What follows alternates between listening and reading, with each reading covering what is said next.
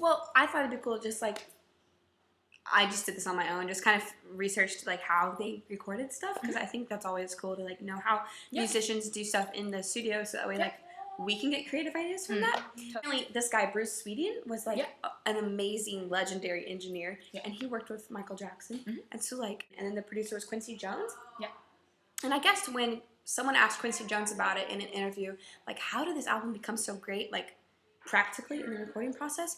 And I have this quote by Jones, and it said, like, he said, we had to leave space for God to walk through the room. And I really thought that was cool, because like, what I think he meant by it was just like, you can't just do it and like how you've always done it. You have to leave room for like experimentation, or like, you know, miracles, or whatever he meant by God walking through the room. Which Sweden, he like synced a bunch of tracks. So apparently, like, he took 24 tracks, multiple tracks, and he synced them. Cool. Does that make sense? Yeah, it does. So that's awesome. Apparently that means they had practically unlimited tracks, which is why they could do all the whole special effects in Thriller. Because if you understand, like, you can't just record all that in like one track. No. And so that's called Acusonic recording process. There's a lot of studio experimentation.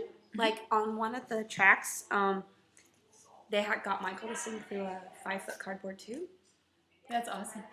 Billie Jean is now I live there. So he sang like that, apparently. On Billie Jean. On Billie Jean. Yeah. And why is that? Does that make? Oh, like, I guess it's just a creative, fresh idea about like how to have a different vocal layer, or not layer, like a different sound for his vocals without it being digital. Okay, so the whole drumming thing on Billie Jean, on I guess using that song as an example, it's not a drum. Also, the drums run a drum riser. That's what I read about that.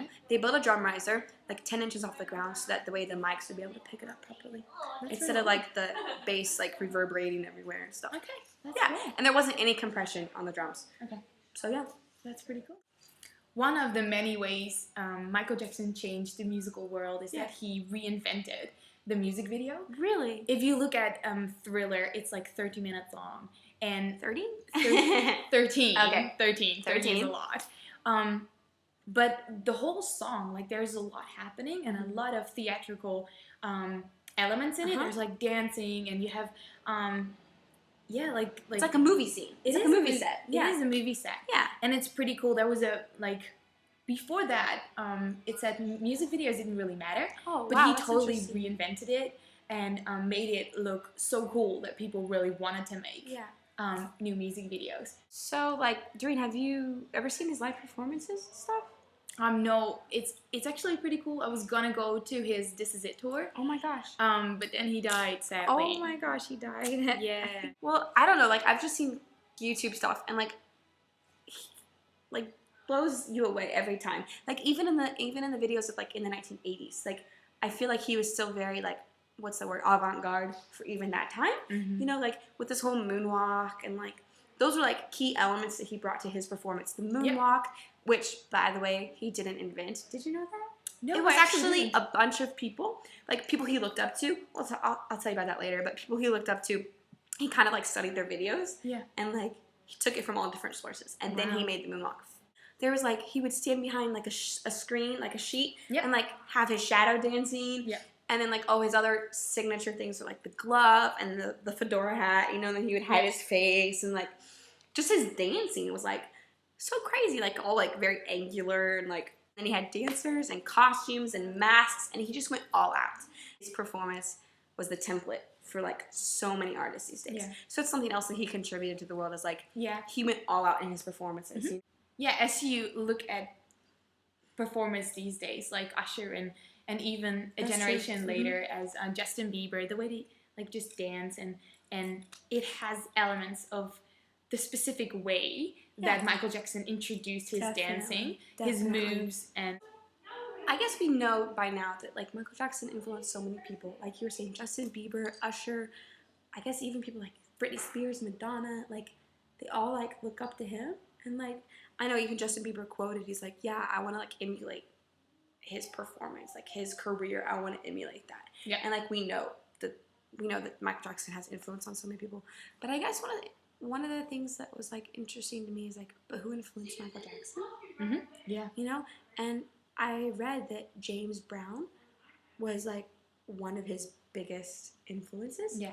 And he danced like James Brown. To even like his first audition for like Motown Records was he sung a James Brown song. Okay. And That's so like cool. I even have this.